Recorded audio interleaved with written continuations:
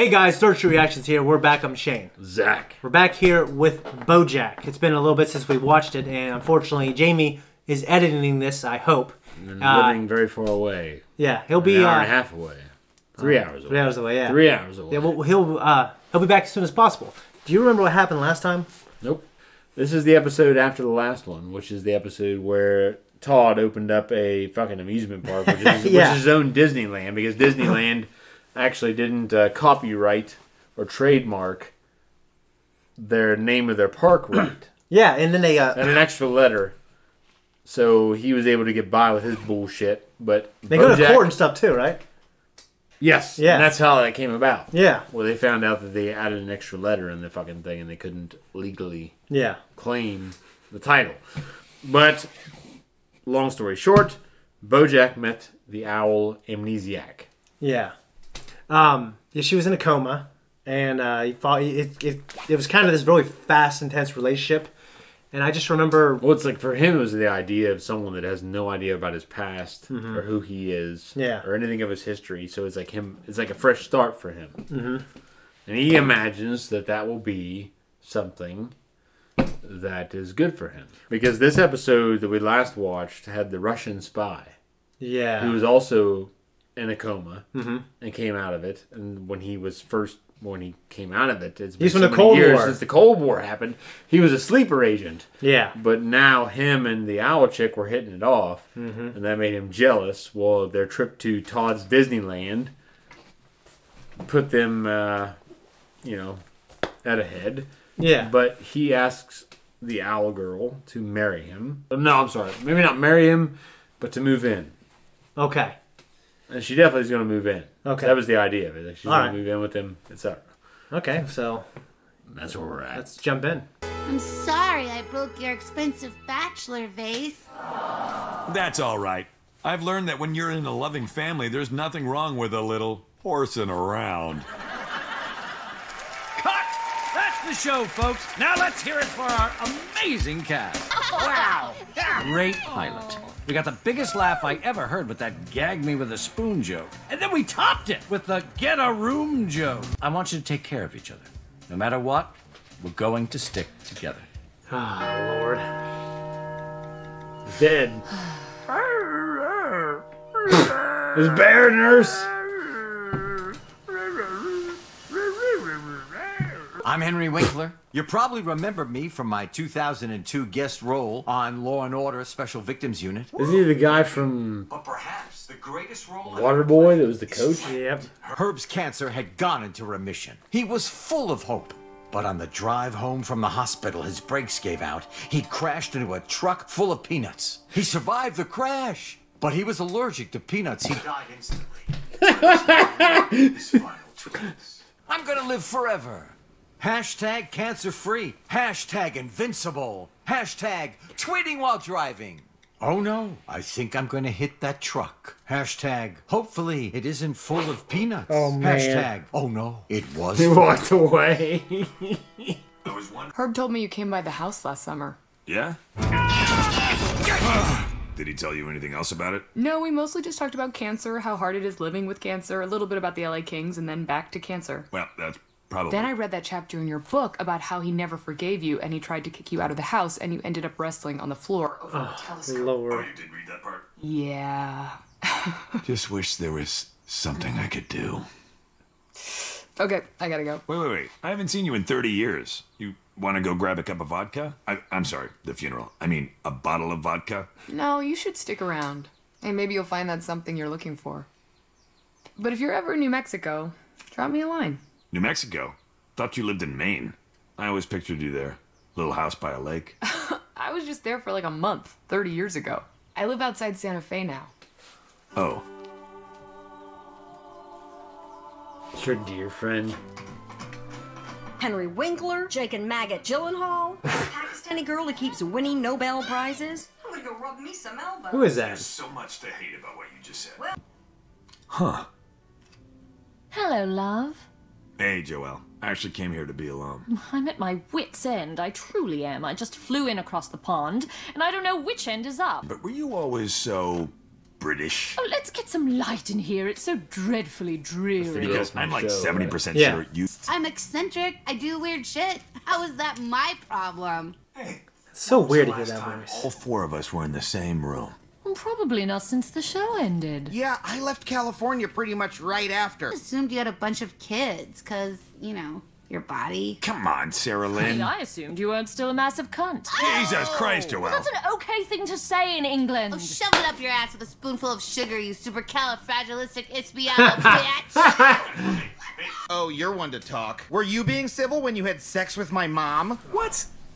Why would... Wait, which one was your mom? Blonde hair, glasses? No. This sucks. You guys suck. I don't even know why I came to this party. It's not a party. It's Herb's funeral. Herb died? You know, maybe it's for the best we don't get together that often. Probably won't even see each other again until the next funeral.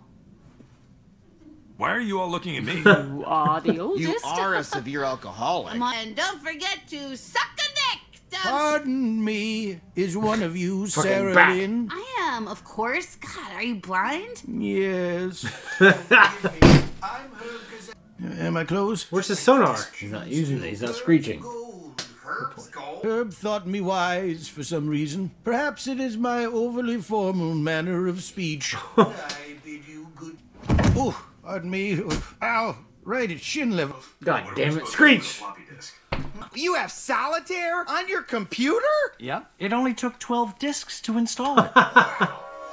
Herb clearly wanted us to do this as a family. Who cares what he wanted? He doesn't, because he's dead. Come on, we all dude. know he hated your guts. He wanted us to find his gold. If we can honor Herb's last wish, then that's... I completely agree with everything he's saying in this episode. Yeah. He's like being a really reasonable, honorable guy. Yeah. Shotgun! Everyone I knows. bet at the end of this episode, they'll completely flip that around. Yep, it's a good rule. You don't say it until you're outside the building. Well, that's how I do it. But That's how it is. I did it at work the other day. yeah, You say it when you get outside the building. Unless you're driving. he's also that terrible lawyer in Arrested Development. I remember that. Yeah, Waterboy takes the cake, though. pretty similar damn character actually. I'm Henry. I used to volunteer with Herb at Habitat for Humanity. Or as we like to call it, Herbitat for Henranity. We also volunteered at a, soup plantation. A kitchen! Kitchen! Oh. I'm gonna take this money and put it in that machine. Wait, what? What happened to the $10? No, Wind! Be cool! Hey, that's mine! Why does this always happen? That's just that was not his fault. I mean, he dropped it, but Looks like Herb Dude. set up a password. Oh, this is easy. Try BoJack. No, didn't work. BoJack BFF. BoJack, I forgive you. Well, I'm out of ideas. Hold on. Hey, Joelle, want to go to the mall this weekend? Don't you have any friends your own age from school? No, my mom's boyfriend homeschools me. He's a photographer. Well, I'm going to the Lilith Fair this weekend to support female solidarity. So scram! Oh. Hey, be nice to Sarah Lynn, will you? She didn't choose this life. Remember this word, family, okay? You two are family. What's the most important thing? Family. It's family. I've got it! The password is... password. It worked! Good thinking, Joelle. So in that memory where you... And I found this transformation chamber. It's not on Bill and Ted. The biggest dweeb of them all, Stud. Steve Urkel. Oh, yeah! It was yeah, I do that. Never knew whether or not he... nerdy Steve Urkel invented a machine that transformed him into the debonair Stefan Urkel. I remember that. So do I. Standing next to the machine. He's the same actor too. He's, Yeah, it was. he's a good-looking dude. I know. I remember. Yeah. So, if I go through that magic machine, I'll become cool and confident? No, it's a prop. I just said...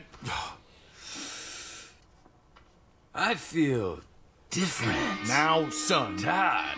Who's Todd? My name's Toad. Toad Chevalier. Toad? Gotta get my bubble on. Machine, squirt me. Hurry-ya! That'll do, machine. That'll do, pig. Yeah. The gold is his manuscript. Herb made me promise to get it published after he died. And you're just remembering this now. Yeah, I'm remembering a lot of stuff. Oh my god, you were the other kid on Horse and Around. That's why you've been following us around all day. Now the book is missing. He must have been waiting for Herb to die so he could steal the book and publish it himself. But then, when the cancer went into remission... Oh my god. Guys, I don't think that car crash was an accident. I think Herb might have been murdered. What's going on? Something about a merger? My name's Toad, baby.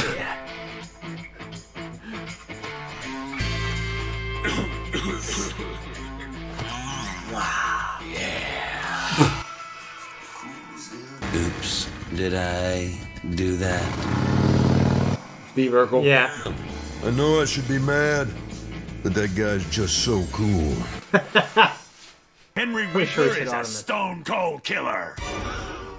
What? I'm not a killer. Unless you mean killer of gloom, because I bring joy everywhere I go. Did you mean killer of gloom because I bring joy everywhere I go? You know that's not what I meant. You murdered Herb so you could publish his book under your own name, but we're not going to let you steal his legacy, Henry Winkler. I was afraid this would happen. Oh no, he's got a gun! Oh no! What? No!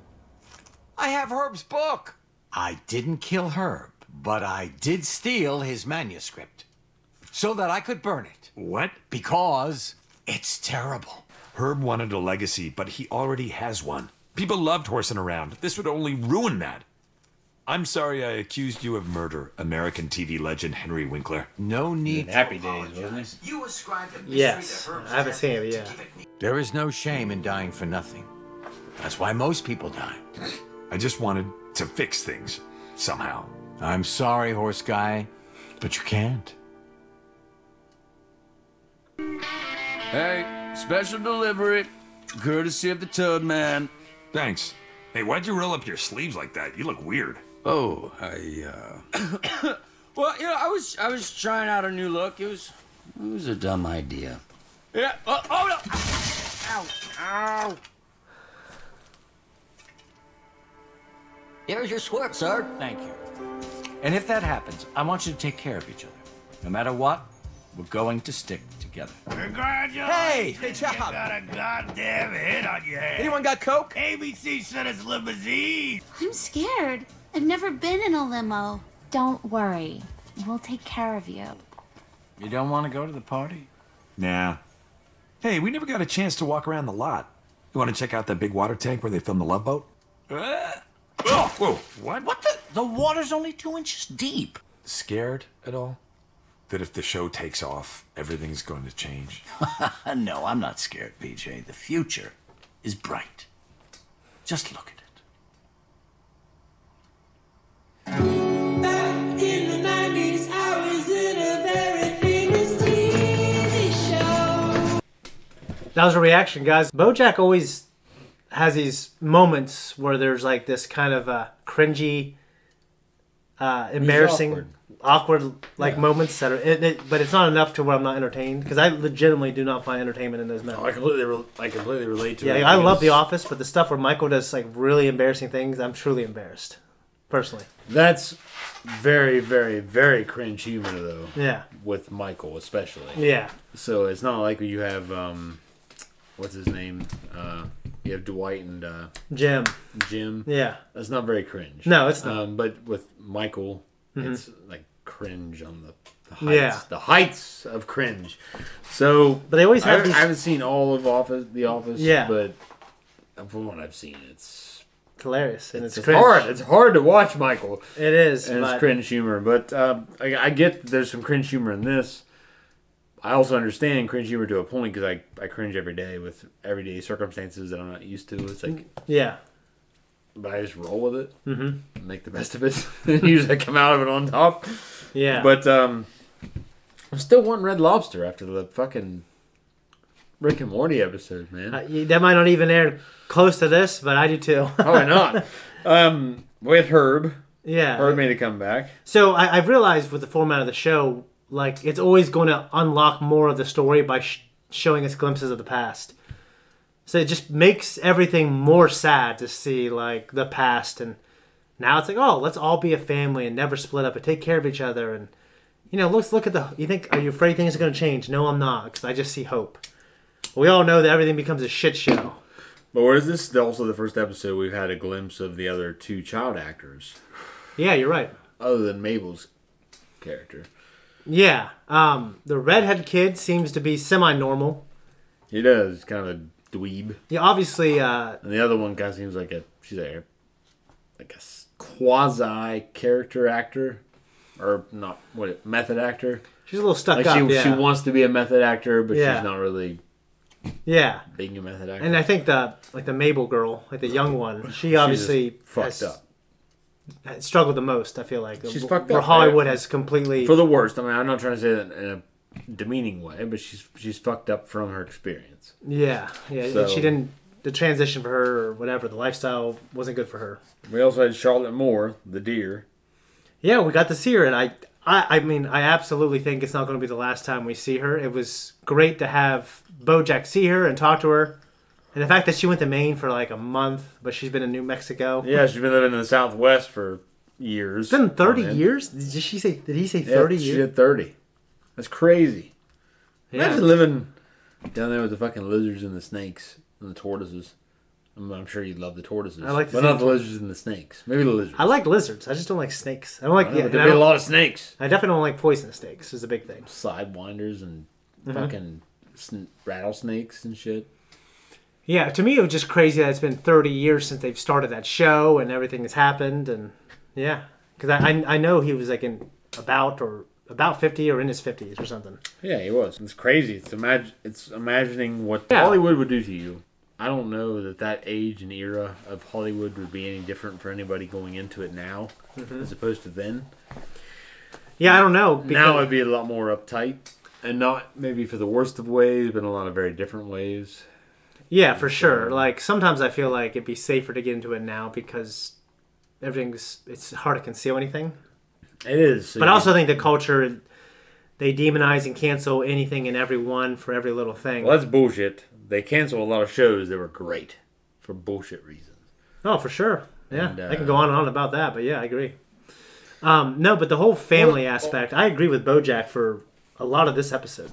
I did. He seemed like he was the guy that was reminiscing, and he was looking back on the things that he wanted to pull out that were good about those years. Yeah, he's like, let's do something good for Herb. Yeah. Yeah, I agree. They were all like, and they were all fucked up. And I agree they actually came together, though. I mean, I'm glad they came together. They came together to a point. Yeah. Absolutely. But they were still not really seeing the point. I want to create a treasure hunt for my kids for when I die. I don't. Well, I'm going to. For different reasons. But yeah. The Pakistani Nobel Prize winner. Who is that? I don't know. Answering machines. Yeah, I never had one. I mean, I have one on my cell phone, but I never had an answering machine for a landline. Well, I had one in Lowell, I believe. I remember that. And we also had one at my grandparents'. 8963180. Yep. And we also had one here. My grandparents had one. I don't remember. My grandma still has one. I don't remember that. Yeah, we do. I guess you never had to call and leave messages here. I never really did that too much. So someone always answered. I was always there, and or someone would always answer. But yeah, when I was here, you would come down and that'd be it. Yeah, or I would come down here. Yeah. So many great things from that. Yeah. So the answering machine for me, I just remember when I was a little kid, when I'd call my friends, like the answering machine pickup. I remember being in first, second grade, not really understanding, like, hey, everyone's going to hear this. I remember calling my buddy Ashcraft, who I'm so friends with now, and just leaving these funny-ass voice messages like, Zach, oh, call me, woohoo. And then his mom calling my Aunt Cheryl because I was at her house, and she, like, yelled at me. I just remember, like, oh, you're probably right. I shouldn't leave jackass messages. I left a message at Eric's house once. Yeah. It was this goofy ass me being ridiculous. Yeah. And going over the top. And Kenny, Eric's brother, heard the message. He told Eric, he's like, Eric, you have some weird ass friends. It's like me. I remember my buddy Jordan growing up. He had this yo-yo. And, yo-yos are cool. But Gus and I, we took the yo-yo just as a joke. And because we just took shit from each other back then as a joke. I remember he left a message on the answering machine at Gus's house, and his mom was like, Gus, Shane, get up here. Like, what? And she played it. She's like, Gus, Shane, I know you have my yo-yo. If you don't give it back soon, the consequences will be dire. Dire! And we died laughing, and we referenced and we quoted that Dyer for years. I think we were saying Dyer at the time. Yeah, we always. I remember that. Yeah. I may not have got what it was about, but I remember it. What about Toad Chavez? Well, the idea of reinventing yourself, you know. I remember I went through high school. I never had a moment of where I'm going to reinvent than I did. I felt like, well, these are things I want. And I can't get them because I have these limitations on my social life. So I need to become better. I didn't look at it as a reinvention. I look at it as an improving upon. But doing so, I probably changed in some ways for good and bad. You know what I mean? But I definitely understand, you know, like, hey, you know, I'm not getting shit done like this.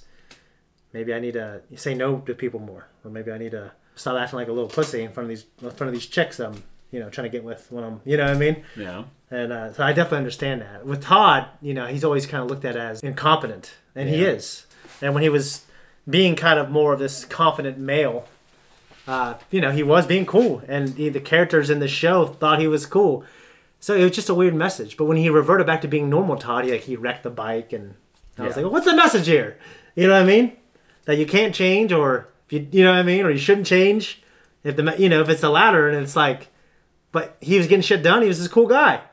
If it's the former, I don't necessarily agree with that. I don't know. It's just a weird message. Well, I think it depends on what you want out of life. Because if you want to be cool and impress everybody and make big power plays, then that can be an essential ingredient. But yeah, I think anything for Todd would be better than how he is. Yeah, I mean, he's bumming off fucking BoJack's couch. Yeah, I think that guy needed to step up, you know, to level up a little bit. But you know, it lasted for like a day. The episode was like a day long. You know, it didn't last very long. Rectal cancer. Yeah, it sounds like a bad way to go. Well, that's part of the way my grandpa died. My dad's side. Yeah, it sounds terrible. Rectal cancer and rheumatism killed him. Yeah, it's awful. So arthritis. And it sounds terrible. Rectal cancer. I mean, cancer in general just sounds awful. It's a hell of a way to go. So Henry Winkler, I haven't seen Waterboy in a while, but I remember obviously he was in that. He kind of plays this, like, what's what I'm looking for? Ditzy. Uncharismatic, unconfident. Yeah. They did mention Family Matters to Steve Urkel. That was a great show. Yeah, Carl. Carl was in Die Hard. Yeah, he plays a cop in that too. I know. And he's like a fat Twinkie eating cop. And I love him, but it's just funny how he kind of. In Chuck, there's a Big Mike, the boss. He's got a brother, and his brother was that actor playing a cop. Really? So it's like a joke now. I think there's something else he's in. I don't know, but I just know he was in Die Hard and Family Matters. I loved him in both. Yeah, the way this show just comes back around to like some of the emotional things with like the past and BoJack trying to reconcile and become a better person, and he's like, well, you know, one thing I could do is I could do this for Herb. He wanted us to be a family. Let's try to be a family. There was a lot of shenanigans, and it didn't work very well, but they made an attempt. You know, I see things like, it's weird because I always see him trying to be a good person, and obviously I don't think he's going to be able to do that. And I know there's a lot of seasons left, but then you don't think it always I could just be a good person in spite of who they are. No, I think this character in this show, it's going to be hard for him to change, but I believe hopefully by the end, the journey is. I don't think he's going to be the same guy in the first episode in the end, or if he is, everyone else is going to be different. Like there's something that's going to happen in the end. No, I liked it. The show always has a way of reminding you about the past, where they show that flashback with him and Herb, and that Hollywood, that Hollywood set. Cooking Herb. Yeah. Well, it's like that plays into how hard it is really to get over the past. I mean, even if your normal life, if you actually succeed in fooling everybody else that you're beyond it, the past still has a way of creeping into your silent moments, your quiet moments. It does, yeah. And, permeating your private time. So it's not like you can just... You might be able to fool everybody else, but the past still haunts you. You're gonna, just like Cowboy Bebop, you're gonna carry that weight. Yeah. You put your behind and your past. With Pumbaa. Yep. That's it. All right. Thanks, everyone, for tuning in. If you like what you saw here, you can like and you can subscribe. If you want to see more of us, you're going to find us on Instagram and you're going to find us on Twitter. We're not on Facebook yet, but Facebook kind of getting to be archaic. You know, it's got Zuckerberg and all his tyranny and